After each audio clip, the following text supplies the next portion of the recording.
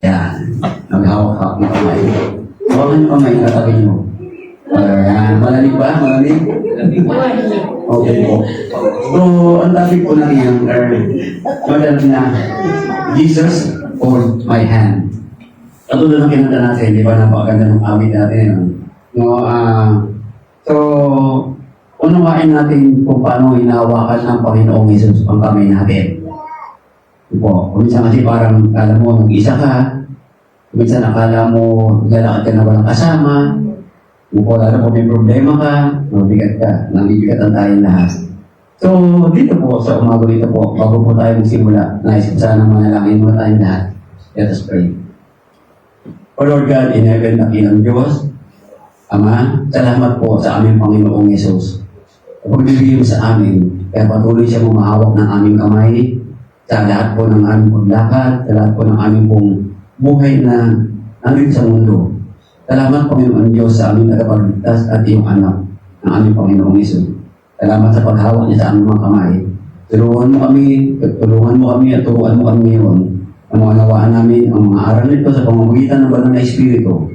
Muli Ama, ito dalangin niya pasalamat. Pangalan ni Jesus. Amen. So, kung titignan natin, meron tayong mga memories na nakalipas na paminsan para bang nagpapaalala sa atin. No? Pag may magandang alaala, meron tayong alaala na hindi maganda, pero ito yung minsan nagpapainit ng ating mga puso. So, kuminsan ito yung, meron naman yung mga ating alaala, ito yung nagbibigay ng sakit sa atin. Para bang naalala ko ganito, ano ba, magandang bagay. So, kuminsan, yung moment naman dahil na parang masaya tayo, nagse-celebrate tayo.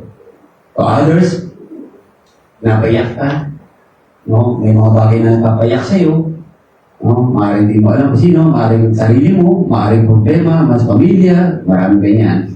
So, may mga unexpected blessing din tayo. So, minsan di mo alam bakit, may blessing ako ganito May mga ganong bagay. So, we have an unexpected blessing na tinatanggap. And, unexpected battles. No? Hindi mo akala mo ganda ng araw, ito bila parang meron pa lang dati na problema, meron pa lang magiging problema na makakaakibat. Katulad halimbawa ng biglaang pagkamatay ng mga sa buhay, ang hirap ng buhay na ganyan. No? Pero lahat po yan ay may kadahilanan. But one sa lang matotohanan, one truth has remained constant. From our day-to-day life, God has been holding our hand the entire time. So, akala mo lang wala kang kasama. Pero sa lahat na nangyayari sa buhay natin, hindi mo akala mo nag-iisa ka. Diba? Pero hindi mo lang nararamdaman. God is always holding our hands in every time. No? Na binabanggit.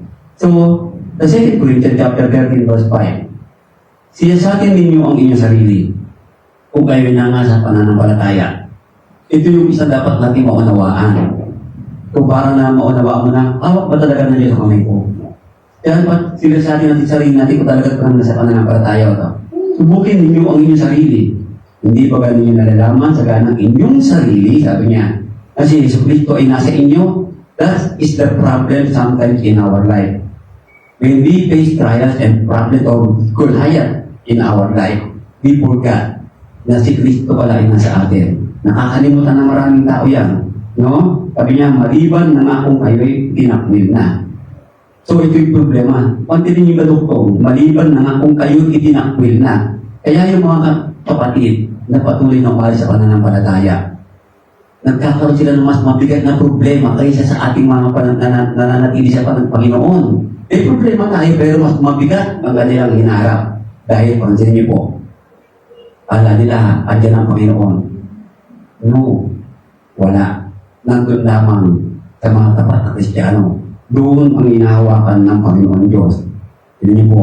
No, sa Isaiah 41:3, basahin natin ulit. Sabi niya, sapagkat akong Panginoon mong Diyos ay hahawak ng iyong kanang kamay.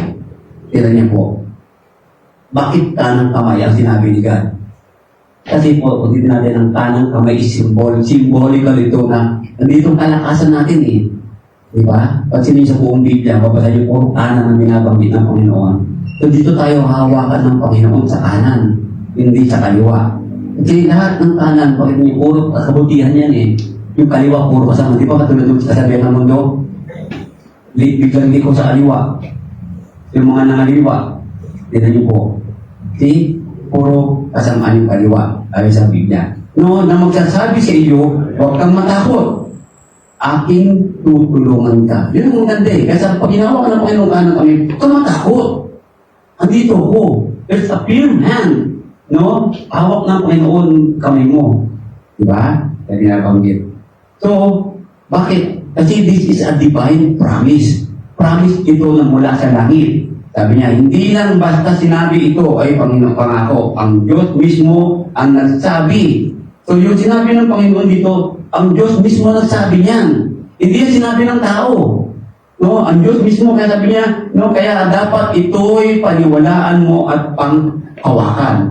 Kaya po, di ba? Alam na sabi ni Kristo, do not worry. Huwag kang mag-alala. Kasi kung minsan nag-worry tayo ng mas higit eh. No, kaya po minsan, para bang bumabagsak tuloy ang ating pananampalataya. Pansinin niyo po, yung konektado dito sinabi ni Kristo. Diba? Do not worry. Tignan mo nga ibon. Diba? Pansinin niyo po. Hindi ang sabi doon. So, pagpapasalamat. Bakit? Tignan niyo po. Every day is a time to look back. Pero dapat may pagpapasalamat with gratitude. So, look around. Tignan niyo, look around with peace and look ahead with confidence. Yan dapat sa Tiano. Because the God who held your hand yesterday is the same God holding you today and holding you tomorrow. So, hindi ka niya bibitawan as long na hindi mo bibitawan si God. Tignan niya po, yung ginabanggit. Kaya sabi niya, God held our hand. His presence in our past. Kung nandaan buhay natin, nandiyan na lagi yung Panginoon Diyos. Kapagkat akong Panginoon ng Diyos ay hahawak ng iyong parang kamay. So, tignan niyo po. So, this is not just a poetic image. Hindi lang po ito. Nakakala mo, biglang sinabi ng Panginoon, no. It is a picture of a tender, present God. Diba? God, full of mercy. God is loving. Andun ang Panginoon eh. No? Kahit anong sama natin, kung pag tayo bumalik sa Kanya, andun yayakapin, hawakan ka sa kanang kamay. Look at Peter. Nung lumulubog si Pedro, di ba kanang kamay ang kinuha ng Diyos sa Kanya? Isipin niyo po. So, ulitin na natin. Andun yung talagang ang Panginoon talagang minsan di natin maintindihan, pero napakalabis ang pagmamahal sa atin. Kaya sabi niya, God who walks beside His children. But the point here, who is His children? Sino ang kanyang mga anak? Ito yung mga Kristiyano o mga tao sumunod kay Kristo. Mga nagpabautismo at nananatiling tapat. Hindi na basta nagpabautismo ha, kundi nananatiling tapat. Yun ang sinasabi ng Panginoon. So marami nagpabautismo eh. Pero, where are their katapatan? Nasaan ang kanilang katapatan? God, tapat eh. Sabi nga niya, di ka bibitawan eh. Sabi ng Panginoon, a God who does not abandon, even when we walk through fire. Kahit na lumalakad ka sa apoy, hindi ka iiwan ni God. Look at Daniel. Di ba? Si Daniel? Daniel po? See? Pansin niyo po. Obserbahan natin. No? Nasayos din. Di siya niya piniwan ng Panginoon. Look at Shadrach, Meshach, Abednego. They were on fire. Diba? Pero hindi isang balahibo, walang nasunog. Din yung protection. Look at David. How David became brave. Bakit? Alam niya kasi hawak siya ng Diyos. Hindi mo isipin mo, kakadabanin mo na yun po. Ang tao. Napakakaipat ng katawan. Samantala si David, around 4'8 lang, o 4'6. Isipin niyo yun. Diba? But see, God. Kaya ang presensya niya sa ating buhay. Yan, that is the picture Isaiah gives us. Yun yung picture na gusto ni Isaiah. Tingnan nyo. Yan sinasabi niya. Ang presensya ng Panginoon sa buhay mo. Diba? So you may have sleep, maaaring madulas ka. You may have doubted, maaaring nagka-doubt ka. You may have become weary, napapagod ka. But God never loosen His grip unto you. Hindi kanya bibitawan, kapatid, kailanman. Napakaganda na sinasabi ng Panginoon sa atin. Sabi niya rito, Deuteronomy chapter 1, verse 30-31, ang Panginoon ninyong Diyos na nangunguna sa inyo. Kanina niya sinabi ito, panahon ni Moses. Hindi po, dahil itong mga Israelita ito, nagdadakot ito eh. Di ba? Dinala sila sa paharang ng Panginoon eh. Hindi na sana mag-artikala sila sa Canaan land. Ano nangyari? Hinayaan ng Panginoon. Ng 40 years sila mag-wonder. Why? Di ba? Pero pag niyo po yung 40 years na yun, iniwan ba sila ni God? No. God continue to hold their hands. Kaya sabi niyo din po, no? Ang kanyang ipakikipaglaban kayo. Ayon sa lahat ng kanyang ginawa sa Ehipto, dahil sa inyo, sa harap ng inyong mga mata, at sa ilang na inyong kinakitaan kung paanong dinalaan ng Panginoon ninyong Diyos, nagkaya ng pagdadala ng tao sa kanyang anak. Sa buong daang inyong nilakaran, hanggang sa dumating kayo sa dakong ito. Ano pong ibig sabihin? Mga kapatid, mag-tiis lang kayo. Manatili lang tayong tapat hanggang doon sa langit. Sasamahan tayo ng Diyos. Hindi niya tayo iiwan. Pansinin niyo, Kanaan is a symbol of a promise ng Panginoon. Heaven is the promise of God for all His children. Sa lahat. Ano po? Nagtan niyo po. Kaya napaganda niyan. Kaya God carried Israel as a father carries His son. Kaya niyo po. See? Dala-dala tayo ni God. Hawak-hawak ka ni God. Pag pagod ka na, bubuhati ka pa nga ng Diyos eh. Diba? Kung talagang hindi mo na kaya lumakad, hawak yung kanang kamay mo, hindi mo na kaya lumakad, alam ni God dyan, bubuhatin ka ni God. You remember the footprints in the sand? Diba? Yung isang stopon na yun, so ganun po mangyayari. No? Kaya sabi niya, ang matuwid ay nagsidaing. At dininig ng Panginoon at iniligtas nila sa lahat nilang mga kapagabagan. So, kahit na po tayo tapat, nababagabag tayo. Pero, pansin niyo po, dumadaing pa rin tayo kay God. Di ba? Dumadaing tayo lahat eh. Lord, ba't yun to? Tapat ng mo siya. Pero, yung pagdaing ng ganyan, tandaan mo, hindi yan binabaliwala ni God. Hindi tingnan ni God ang pagdaing mo ngayon. No? Umiiyak ka ngayon. Maaaring may namatay na mahal mo sa buhay. Maaaring nawala ka ng trabaho, maaaring itong bakit ganito, pero nandyan ang Diyos. Hindi kanya pababayaan. Sabi niya, at iniligtas sila sa lahat nilang mga kabagabagan. So, we have a lot of worries in this world. We worry much. Diba? Kaya sinabi ng Panginoon, do not worry. Kasi ang worry, nagiging masama kapag inuuna mo yung pangamba mo kaysa Panginoon. Natural mag-worry tayo, pero do not forget God. Huwag mong kakalimutan ng Diyos, mag-worry ka. Kaya sabi nga ng Panginoon, di ba? Cast all your care. Ibigay mo sa akin ang lahat ng alalahanin mo. Napapagabag tayo, ibigay mo kay God. Bakit? For He cares for you. Sabi ni God. He cares for you. Sabi ng Panginoon. Sabi niya, at kanyang sinabi, ako'y saan sa iyo. At ikaw ay aking bibigyan ng kapahingahan. We are all looking for rest. We are all looking for a peaceful life. Andito ang kapayapaan, kapatid. Nasa iglesia ng Panginoon. Nasa Church of Christ ang kapayapaan.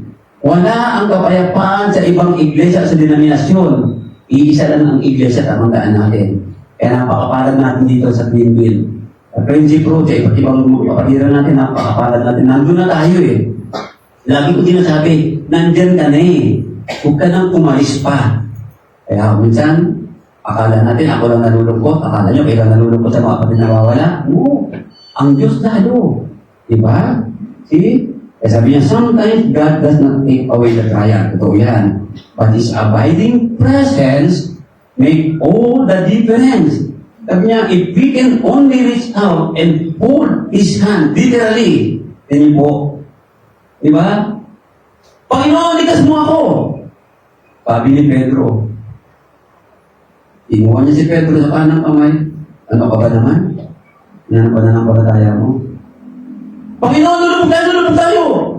Gumising si Kristo. Tumahimik ka. Tumahimik ang dagat. Ano ba naman kayo? Kasama niyo na ako. Diba? Mga kapatid, nasa Church of Christ na tayo. Nandito na tayo. Diba? Huwag na tayo mag-alala ng sobra-sobra na parang nawawala ang pananampalataya mo. Hindi dapat. Mag-worry ka, pero andyan ang Panginoon. No? Sabi niya, He will hold your hand. Sabi niya, as you think over your year, matanda na ako.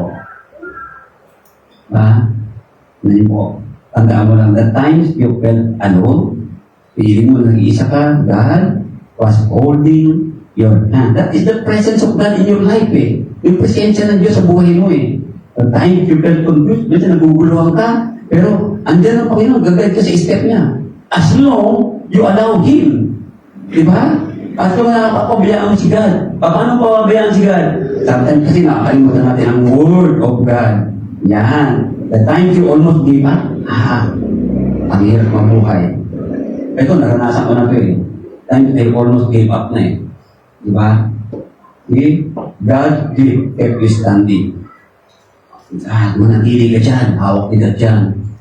Yun po. See? So, titinan niyo po. Yung para pong ito mo nang bumiday.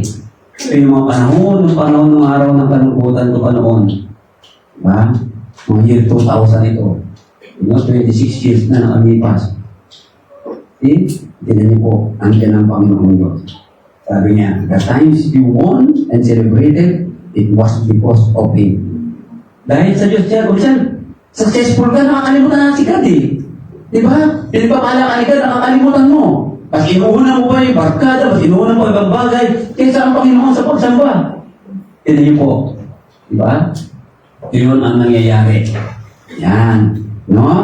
Nakakalimutan natin na tayo ay binigyan ng tagumpay ng Panginoon Diyos. Nandito ka ngayon. Buhay ka pa. Dahil hindi ka iniwan ng Diyos. Tandaan mo, kahit sumakabilang buhay ka pa kapatid, hindi ka iiwan ng Diyos. Pansinin niyo po ang nangyari. Dadali ka ng Diyos sa paraiso, sa paradise. Andun pa rin ang God. Tignan niyo po, sabi niya dito. No? Pangalawa, kapag tayo natatakot, andyan pa rin ang present ni God. Minsan na tayo, meron tayong phobia sa baha. Kapag lumalakas ng ulan, kami nga pag-uwi yan, taksan ka naman, delikado. Bakit? Inisip namin ng patiis, hindi kami makaka-uwi. Yung ganito, kasada, puro taga-tubig. Yan, nag-uwi kami. Uwi na tayo. Kasi baka abuti kami. Salamat din ng linggo, naalala yung linggo, di ba nakas? Buti umuwi kami. Yung umaga, walang worship. Hindi na pumunta ng friendly. Pag uwi namin, ilang minuto, bahan na. Hindi na kami makakapasok sana. Tignan niyo po. Ano pa din yung guiding Lord? Hindi nga banggit ito. Kaya sabi ko sa mga sa friendly, pasensya na kayo. Buti na lang umuwi kami. Kundi, makaka-uwi sila kami, hindi pa. Tignan niyo po. Yan. So, ano na Panginoon eh? So, saying to you, sabi niya, huwag kang matakot, sabi ni God. No? Sabi niya, fear not. Ito rin po ay isang maka-Diyos na salita. Galing, ito ay salita ng Panginoon. Huwag kang matakot. Salita ng Panginoon niya. Pag Diyos, anong salita? Natatakot pa ba tayo? Diba? Huwag kang matakot. Sabi ng Panginoon, God does not simply hold your hand, He speaks into your fears. Ayan. Nandiyan ang Panginoon, nagsasalita siya sa iyo. Di na ba niya hawak ang ganyan? Di ba pag naglalakad kayo dalawa? Kayo mga mag-asawa, di ba pag nag-ordinance kayo, nag-usap kayo? Di ba? Ganun ang Panginoon. Pero hindi ordinance kay God eh. Dito kanya hawak eh. No, sa kanang kamay mo eh. Tignan niyo po. Sabi niya, He knows you're standing at the end of the years. No? Kung matapos ang buhay mo sa mundong ito, with question, concerns, and uncertainties. Andiyan ang Panginoon Diyos. But are you listening? So question, but are you listening as God speaks to those fears? Nakikinig ba talaga tayo kapag nagsasalita ang Diyos sa mga pangamba, takot natin? Sometimes, maraming tao ngayon hindi nakikinig. Tignan niyo po na binabanggit. So, dito na natin, sabi niya ang question, but are you listening as God speaks to those fears? Proverbs 19:20, makinig ka. Makinig ka ng payo. Hindi po. Pero tayong mga tao, mas nainig tayo sa payo ng tao kaysa sa payo ng Diyos. Where is the advice of God? Ito po kasi, nakakalimutan na natin basahin. Di ba? Alam niyo po, ito maganda ha? Kapag kayo may problema, kapag kayo nangangamba, buksan mo ang Bible, especially the book of Psalms, basahin mo. Yan niyo po, magkakaroon ka para bang at ease kung kapayapaan. No po, kaya sabi niya, at tumanggap ka ng guro upang ikaw ay maging pantas sa iyong huling wakas. Kita niyo po. See? Ano yung sinasabi ng Panginoon na pantas sa iyong huling wakas? In the last day of your life in this world, nandun ka ngayon sa paraiso. Yun yung sinasabi ng Panginoon Diyos, hindi kaya iiwan hanggang sa oras ng huli mong araw sa mundong ito. Diba? So sometimes, takot tayo mamatay. Totoo yun. Hindi pa tayo handa, marami tayong iniisip. Diba? So, lalo-lalo ng mga magulang, oh Lord, huwag mo na po. Diba, pagalingin mo sa mga sakit ko dahil kasi may anak pa ako, ganito. Gusto natin gumanda ng buhay. Pero pag nakita mo maganda na buhay ng anak mo, nandiyan steady na lahat, parang, okay na Lord, ready na ako. See? Yun ang mga bagay, hindi nasabi. Sabi niya, datapat maging tagatupad kayo ng salita. At huwag tagapakinig lamang ng inyong dinadaya ang inyong sarili. This is the one of the problem also. Marami sa atin, dinadaya natin ating mga sarili. Diba? Lord, alam ko naman, patatawarin mo ako. Kahit paulit-ulit kang gumagawa ng mali. Paulit-ulit tayo gumagawa ng kasalanan. Dahil nasa isip natin, patatawarin tayo ni God. Dinadaya mo ang sarili mo, no. Ang paulit-ulit na kasalanan at kung ayaw mo magbago, wala nang hain matitira pa sa iyo, sabi ni God. Opo, wala na. Kaya mga kapatid, sabi niya, manatili tayong tapat. When a storm rages, a small child becomes terrified. Totoo po yun, kapag may bagyo. Ang mga bata tatakot, pero hindi po. Tayo, nandiyan lagi ang Panginoon. Kapag lumalakas ang hangin, lumikit lahat, nandiyan yung bagay. So, but when a parent leaves close and softly whisper, nandito ako. Kung matakot, di ba sa mga anak nyo? Matakot anak, dito ako. Yan. So, yung mga bata, pag niyakap mo yan, ganyan. So, God, sabi niya, fear not that whisper. It does not mean the storm disappear, but it means you are not facing them alone. Yung sinabi ng God, ng Diyos, hindi mawawala ang bagyo sa buhay natin. Pero ang gustong iparating sa atin ni God ngayon sa araw na ito, sa pagharap mo sa bagyo, hindi ka nag-iisa. Kasama mo ako lagi, sabi ng Panginoon. Eh sabi niya, huwag kang matakot. Sapagkat ako'y sumasa iyo, pinasa natin, no? Kanina rin. No? Huwag kang mga lupay-pay, sabi sa verse 10. Sapagkat ako'y iyong Diyos. Aking palalakasin ka. Oo! Aking tutulungan ka. Oo, aking alalayan ka. Pansinin niyo po, ng kanang kamay, ng aking katuwiran, the righteous hand of God.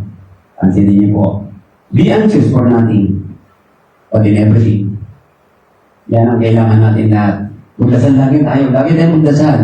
Lord, ito pong problema ko. Lord, natatakot ako ngayon. Pero alam kong kasama kita. Yan, tinan mo, mararamdaman mo kapayapaan ng God yan. Ito mong sinabi nyo, and the peace of God. And the peace of God. Sabi doon. Diba? Sabi niya dito, God, download ako. No? Pinatuloy natin. Prayer brings peace that guards our hearts. Yung panalangin sa kay God. Kaya huwag niyo po kalimutan manalangin mga kapatid. Tandaan niyo po. Pero ito problema.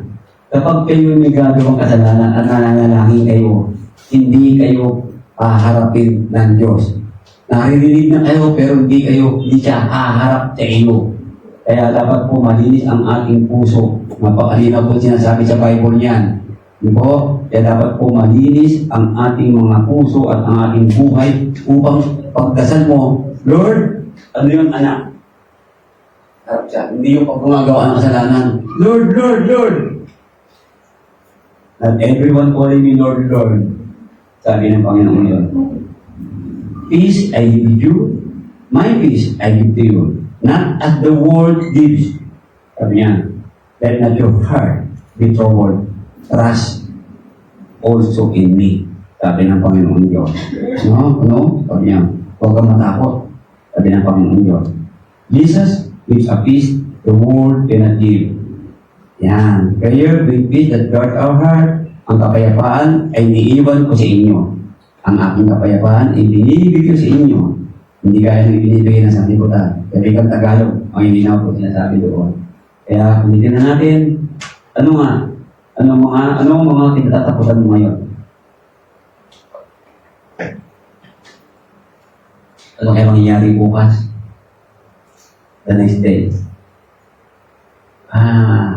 Hindi ko pa natutupad yung pangarap ko.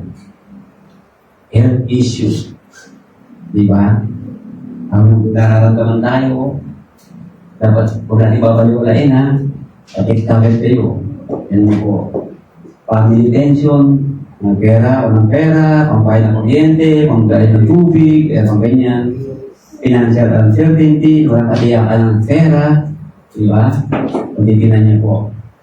So, spiritual dryness. Ito po, no? Kaya sabi ng Panginoon, whatever it is, ano man yan? God is leading close at bumubulong sa iyo. Matakot. Huwag kang matakot. Andito ako, sabi ng Panginoon. Kaya napakalaga. Dapat tayo makinig closely, magtiwala tayo sa Panginoon. Sabi niya, no? Although may distraction, pero andyan ang Panginoon Diyos. Hawakan tayo ng kamay. Palalakasin tayo ni God. Ganun po. Pero ang strategy ng demonyo, pahihinain tayo ng pahihinain. Hindi po, na bibigyan ka ng kahinaan upang bigyan ka ng doubt para hindi mo ma-overcome yung problema niya. Yan ang strategy ng demonyo. Hindi po, kaya pangatlo, ang kapangyarihan niya, ang ating kinabukasan. I will help you, sabi ng Panginoon. I will help you, sabi ng Panginoon Diyos. No? So this is a personal promise which we can rely on. The year ahead may hold unknown, but it does not hold anything God does not already know, foresee, and control. Bago lang tayo gumising, alam na ng Diyos ang mangyayari. Alam na ni God kung anong buhay mo. Bago pa lang yan. Pero hindi niya inokontrol. May kalayaan tayo. Ikaw ang dapat sumunod, tumilos sa Panginoon Diyos. Kinabukasan mo, hindi ang blanco. Sabi niya, no, not promise, hindi rin pangako. It is already here in the hands of a faithful God. Nasa Diyos ang awa. Nasa tao ang gawa. Pansinin niyo po. Diba? Kaya pansinin natin, future natin, gulo. Pero kay God, maayos ang kinabukasan natin. Diba? Kaya nasa Panginoon ang kaayusan. Diba? Pangyarihan niya ang ating kinabukasan. You may not understand how this year's event. Kabuhay mo yung taon na to, hindi mo alam. Mabuti o masama. Be together. But God sees the finished picture. Kita ng agad ni God ang picture mo. Tinan niyo po, alam ng agad ng Panginoon o anong tatakbuhin mo. As long na ibigay mo kay God yan. Pero pag hindi mo binigay kay God yan, sinasarili mo yan. Magkakaproblema yung picture ni God para sa iyo. Tinan mo? So, his plans are already complete in his mind. Kasi isip niya ng Panginoon yan eh. Diba? Sabi pa nga ng Panginoon, before the time began, bago pa simula ng panahon, nangako na siya ng buhay na walang hanggan. Tignan niyo po, plano ni God. Diba? Plano na ng Panginoon. Nung nagkasala si Eva at Adan, papadala ng agad ang kanyang anak. Plano na ng Panginoon yun, lahat. Tignan niyo po. Diba? Kauntitin na natin mga kapatid, sapagkat ang aking mga pag-iisip ay hindi ninyong mga pag-iisip, sabi ng Panginoon. O ang inyong mga lakad ay aking mga lakad, sabi ng Panginoon. Hindi yung lakad yan eh. Pero one thing na maganda rito, yung lakad ng Panginoon ngayon, alam niyo bakit? Pag hawak ni God ang kanang kamay mo, yung lakad niya, malalakaran mo. Yan niya po, sabi ni Pablo, have the mind of Christ. Yung isip ng Panginoon, magkakaroon ka ng isip ng Panginoon. Tinan niyo po, andoon maunawaan mo. Maunawaan mo ang kaligtasan, malalaman mo ang masama, mabuti, naiwasan mo lahat doon lahat. Ang binabanggit doon, yung sinasabi ng Panginoon sapagkat kung paano ang langit ay lalo mataas, kaysa lupa, kaya ng aking mga lakad ay lalo mataas ka sa inyong mga lakad. Tinan niyo po, sabi ng Panginoon, let us walk with Jesus, sabi ng Panginoon Diyos. No? Tumiwala ka sa Panginoon ng buong puso at huwag kang manalig sa iyong sariling kaunawaan. Mga kapatid, iwasan niyo po na manalig ka sa sarili mong kaunawaan. Tandaan mo po yan. Yun po, sapagkat nalalaman ko ang pag-iisip ng aking inisip sa inyo, sabi ng Jeremiah, sabi ng Panginoon, mga pag-iisip tungkol sa kapayapaan at hindi tungkol sa kasamaan, upang bigyan kayo ng pag-asa sa inyong huling wakas. At the last day mo, di ba? May pag-asa lagi. Pero sabi ng Panginoon maganda, niya po, Di ba? Yung pag-iisip. Kaya sino yung sinabi ni Pablo? Di ba? Then you, magbago ka ng iyong pag-iisip. Di ba? Huwag ka namang kiayon sa kamunduhan. Sabi ng Panginoon, di ba sa Roman chapter 12? Alala niyo yun? Di ba? But be transformed by the renewing of your mind. Sipin mo. Yan. Sabi niya, and we know that all things work together for good, those who love God. Yan. Those who love God. Hindi lang po pagmamahal kay God, ha? Those who love God and being faithful to God by obeying all His ways. Dapat po, yun po sinasabi doon, no? Kaya sabi niya, those who are the whole according to His purpose. Pansinin niyo po. Di ba? Ang bagay na yan. Yan. God will help you make decision. God will help you overcome challenges. God will help you walk through uncertainty. God will help you rise above every setback. He is a faithful Father. Tapat na Ama sa buhay natin lahat. Lahat natin makita niyan po, purihin natin ang Diyos at Ama ng ating Panginoong Jesucristo. Ang Ama ng kahabagan at Diyos na pinagmulan ng lahat ng kaaliwan. Inaaliw niya kami sa aming mga kapigatian upang sa pamamagitan ng kaaliwang tinanggap natin sa Kanya ay maaliw naman namin sa mga nakakapis. So, yan po ang sinambawin natin. Bakit hawak ng Diyos ang kamay mo?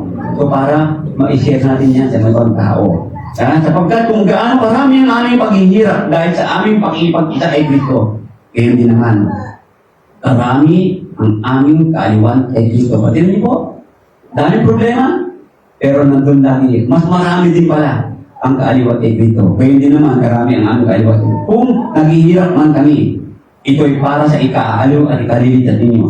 Kapag naaliw kami, kayo'y may nakakaliw rin at lumalakas upang inyong matiis ang mga kapighatiang dinaranas ninyo tulad namin. Kaya matibay ang aming pag-asa para sa inyo kapag alam namin kung paanong kahati kayo sa aming kahirapan, maging kahati rin kayo sa aming kaaliwan. This is a beautiful Bible verse na sharing with one another. And po, that God shared His love, blessing, peace, nasa inyo, binibigay ng Panginoon. Kaya, paano tayo sumagot? Continue lang. Don't look down. Don't look back. Sabi ng Panginoon, look at me. Trust my hand. I led many before you, and I led you through. Pansin mo, paano niya dinala ang Israelita sa land of Canaan? Ganun pa rin. Now, tanong, will you trust Him? Pag itiwalaan mo pa siya, God said the same. Don't look back in regret. Don't look around in fear. Don't look ahead in worry. Just look to me. Just look to me with faith. Sabi ni God, tumingin ka lang sa akin. Huwag mong alisin ang mata mo. Sabi nga, di ba? Sabi ng Panginoon, di ba? Focus your eyes on Jesus. Sabi sa Hebreo. Tingnan niyo po, ang nabanggit yan. So, alam natin na pabito nito kanina, ni Pedro, Proverb, trust in the Lord with all your heart. Buong puso, mga kapatid, ha? Pag sinabing buong puso, it's not this heart. Yung buong buhay mo, yung buong pagkatao mo, lahat ng ginagawa mo, yun ang sinasabi ng Panginoong Diyos. No? Na magtiwala ka sa Kanya. No? The steps of a good man are ordered by the Lord, and He delights in His way. Though he fall, he shall not be utterly cast down, for the Lord upholds him with sun. Madapa ka man, andyan ang Diyos. Hindi ka iiwan. Tandaan mo, there is better life ahead of us. Ngayon may problema ka, bukas po may kasagutan lahat yan. Dahil kailanman, hindi hayaan ng Diyos na manatili ka sa kalungkutan. Hindi hayaan ng Diyos na manatili ka sa kaguluhan. Hindi hayaan ng Diyos na manatili ka sa problema mo. Darating ang bukas. Lagi yung sinasabi ng araw pa, at the dark tunnel, sa dulo nito, at the end of dark tunnel, there is always light. Pag dilim man ang buhay mo ngayon, tandaan mo, niliwanag yan. Bakit? The Lord is my helper. I will not fear. What can man do to me? Ganda ng pagkatanong. Ano po? The God, with your plans, He knows what is best. Trust God with your fears, He's a faithful Father. Trust God with your pain, He heals in His time. Trust God with your dream, He fulfills them beautifully. Trust God with your disappointment, He turns ashes into beauty. Hold His hand, not lightly, not occasionally, but constantly. Tandaan niyo po, hawakan mo ang kamay ng Diyos parati. Hindi yung kung may problema ka lang sa kakahawak. Po, ang ibig sabihin niyan, every Sunday, mag-worship ka. Every day, magbasa ka ng Bible. Every day, gumawa ka ng mabuti. Tandaan mo yan. Tandaan niyo po, your work is not in vain. Hindi yan nawawala ng kabuluhan ng kapatid. Maliit man yan o malaki. Dapat po, gagawin natin yan. Okay? Alam natin lahat ito. Ginawa natin lahat yan. So, ito po ang huling na sabihin natin. God is holding your hand right now. Hawak ng Diyos ang kamay mo. Kapatid, huwag ka na mangamba. Tayo natin manalangin. Let's pray.